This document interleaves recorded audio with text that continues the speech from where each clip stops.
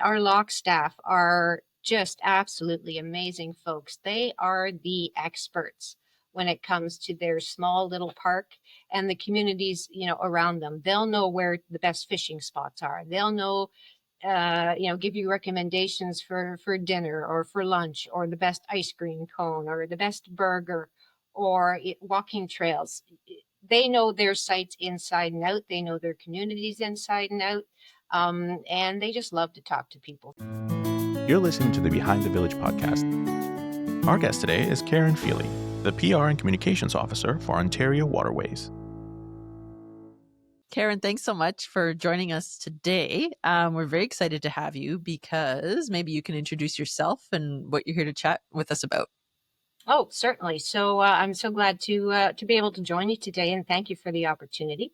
So my name is Karen Feeley, and I am a Public Relations and Communications Officer with Ontario Waterways, which takes into its jurisdiction both the Trent-Severn Waterway and the Rideau Canal National Historic Sites.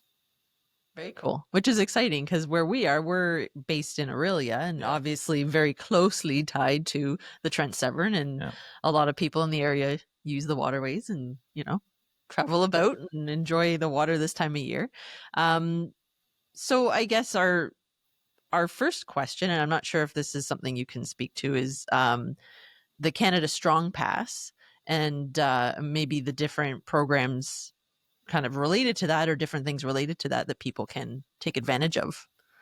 Sure. So we're very excited to be able to offer the Canada Strong Pass to all of our land-based users and also our boat-based users. So it's designed to encourage more Canadians and visitors to get out on the water, discover historic sites, explore their waterfront communities, such as Orillia and surrounding areas along our historic canal. Specifically for the Trent-Severn Waterway, we're offering free lockage and discounted camping and accommodations. And this initiative makes boating trips, overnight stays, and canal side experiences more accessible and affordable. Plus, it helps to increase our visitor traffic and visitor traffic for those marinas, those restaurants, ice cream shops, attractions in towns and villages all along the Trent-Severn Waterway and also the Rideau Canal. So we know that tourism is a very vital part of our regional economy. It supports local jobs and businesses, and we are pleased and proud to offer this and also work alongside the communities and our tourism partners and the media to help showcase these destinations and create those long-lasting memories for visitors. Because what could be better than being outside in a Canadian summer? Well, maybe when it's not so hot, but maybe not this specific summer, but usually everyone looks forward to summer. So we're just trying to get people to discover what's in their own backyard, basically. Yeah, absolutely. That's huge because we love, again, maybe not this summer, but typically we do enjoy camping and the use of things like trails and trying to be out on the water more and experience these different things with our own family. So it makes a big difference to have something like that we can take advantage of and explore. Exactly. Like you said, that backyard that maybe we don't as often. So for the people that have never actually heard of the Canada Strong Pass, because I believe, and correct me if I'm wrong, but I believe that it's relatively new. Like the Canada Strong Pass started in June of this year. I can't remember, but can you let us know just what it is? Yes. So started June 20th and goes through to September the 2nd. And depending on which site you are looking to explore, because Parks Canada has many sites, and Ontario Waterways is a little different than like a land-based park. So the camping discounts and the lockage fees being waived. It applies to lockage fees only for the Trent-Severn Waterway. Mooring fees also do remain in effect for our 2025 navigation season. Those fees are associated to support ongoing, operation, maintenance, and preservation of Canada's historic waterways. So it does apply to lockage fees only, and the 25% discount for camping and stays.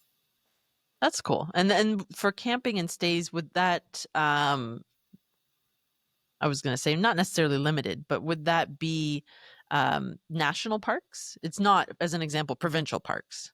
No. So this is federally based. So it is a 25% discount applies to all Parks Canada administered camping and accommodations. So this includes our reservable campsites, our oTENTiks, which are a cross between a kind of a rustic cabin and a tent. Our oasis accommodations, which are kind of cool. They're like a almost like a spaceship pod, kind of nestled in the trees. Cool. Interesting. And and they can be booked through the Parks Canada reservation sites. So, lots of different things to explore that people may not have known about previously about the Trent-Severn Waterway. Yeah. That spaceship in the trees sounds really cool. I know. Like the pod in the trees. That would be super cool. Like a treehouse kind of. It is. They're kind of smaller. They're really good for couples or also, for small families. They are kind of more suited to those that say would be backpacking or arriving by bike or kayak, that type of thing. They're not really roomy, but there's enough to sleep two adults. And then there's also this cool kind of hammock structure where you can throw a couple of kids up there, so they find it fun too. Yeah. Awesome. So now I'm phrasing this just because this is part of the email that we received when we first kind of invited you to be part of the podcast. But like, how can boaters and campers take advantage of these savings? Well, you can, we did start the season by, selling our lockage passes before this came in. So you can, get basically, a refund if you have not been able to, if you've already purchased your permit. Or your reservation for your camping site. But for the rest of those folks that haven't purchased anything ahead of time, basically you just show up and you are able to lock through your vessel through our locks, and that takes into consideration folks that are vessels under power, so anything with a motor. But a lot of people don't know that you can actually kayak and canoe through our lock stations as well. Mm-hmm. So for those that are human powered travel, you can take care of that, or you can enjoy that experience as well, is what I should say. Mm-hmm. I don't think I realized that either until recently. I saw a video online, and I don't know which lock specifically it was, but it might have been Big Shoot, but it was just these two levels going, and it was full of kayakers. It was just all kayakers in these locks as they moved over, into the water, and it was so cool. Yeah. I had no idea that was the case. That was just this past weekend. And it's called Lock and Paddle. And it is kind of our signature event across Ontario Waterways, and also on the canals in Quebec as well, which a lot of people don't realize. We have historic canals in Quebec, and it is a day for paddlers, and we try to pack as many as we can into the Peterborough Lift Lock, but also on the Rideau Canal at Hartwell's, and on the Lachine Canal as well. So that's where you see those beautiful pictures of all those cotton candy colors of kayaks and canoes. It's one of my best days of the year. That's really cool. Yeah. And this is kind of off topic, but now I'm curious about it. It's you mentioned it's the lock and paddle, and so do you just grab whatever your vessel is and kind of traverse through the locks? Is that kind of the program? Yeah, so we have Facebook event pages for folks that want to join us, and you bring your own kayak and canoe, or you can rent them from various outfitters, and basically we just give you a time to show up, and you show up with the rest of the paddling community. It's a free event, and we have lots of fun things also on shore for those people that just want to watch instead of kayak or canoe through. So it's just a big party that we offer every year on Canada's Parks Day to celebrate the paddling community. That's fun. Yeah. And you're saying that the Canada Strong Pass actually complements, the events and the things that you guys do fairly well then, because you're able to take advantage of, the discounts and all these kinds of things. And as far as I know as well, the Canada Strong Pass technically just goes also beyond that. Like it gives you discounts on Via Rail. It gives you discounts on uh, some galleries and some museums as well. So it's really all encompassing that you can actually go and enjoy, a lot of different places, a lot of different locations, a lot of different things in the area. And I think it's Canada wide, right? It is, yep, definitely. So, some of those things will you can use here on the Trent-Severn Waterway. Some of those things you can't.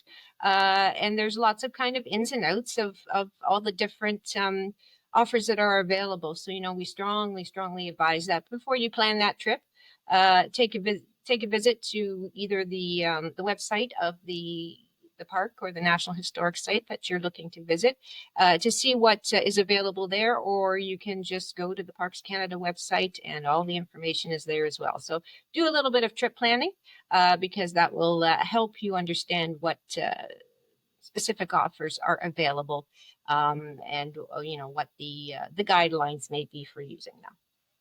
Okay, so if I wanted to know like what I can take advantage of for the Trent-Severn, like if I'm going through the Trent-Severn, is that would be on the website, right? Yes. Yeah. Our specific websites. Yeah. And we can provide you with that information for your viewers. But basically you can just, Google Trent-Severn Waterway, make sure you're hitting that Parks Canada official site and all that information will be there. Perfect. Easy peasy. Yeah. It's fairly simple. Yeah. And tell me about, because I was going through the Canada Strong Pass, like I guess the main website, and can you and there were different fees or different discounts based on age range as well. Does that also apply for the Trent-Severn Waterway? Well, we are just able to, offer the lockage. So when we do the lockage and the camping, it's reservable on the Parks Canada reservation website for the camping. But when you are talking about boats or paddlecraft, it is done by the vessel. So when we, come in, there's basically no age restrictions because it's the vessel that counts and not the people on the vessel, if that makes sense. And I assume, this thought just crossed my mind, but I would assume when you said that there is like a refund for the lock passes that you guys normally do. I also saw on the website that there was something called Discovery Passes that Parks Canada does. That I don't know if you get a refund on that, but I saw that it gets extended as well when you Yes. have. So for the Discovery Passes, that yes, there will be an extension put into play. However, on the Trent-Severn Waterway and the Rideau Canal, Discovery Passes are not needed, as our lock station sites are open to the public. So anyone can, come and visit us at our lock stations, and lots of people do, just to come and sit and watch the boats go by. That can be an afternoon or a morning of excitement as well. So no Discovery Passes are needed with regard to visiting either the Trent-Severn Waterway or the Rideau Canal. Okay, so just to enjoy all the amenities and all the things that you guys do, then all we need would be the Canada Strong Pass, technically, right? And yes, then yeah, exactly. So we've already seen since June 20th quite an increase of people using the locks as part of that. So I think we're up about 13% or so. So people are taking advantage of it, and people that may have thought, well, I live on this lake, but I never feel the need to go through a lock station, are now exploring these lock stations, even if it is just to go up to the next lake to get an ice cream cone, or stop for dinner or lunch. So people are using it. They're out and exploring, and it's just a great way to get on the water, grab your family, grab your friends. And these sites have been around for over 100 years. The Trent-Severn Waterway and the Rideau Canal. And a lot of people don't know about them. So, preserving these sites for future generations and creating those memories, it is part of what makes this job just so great. Yeah.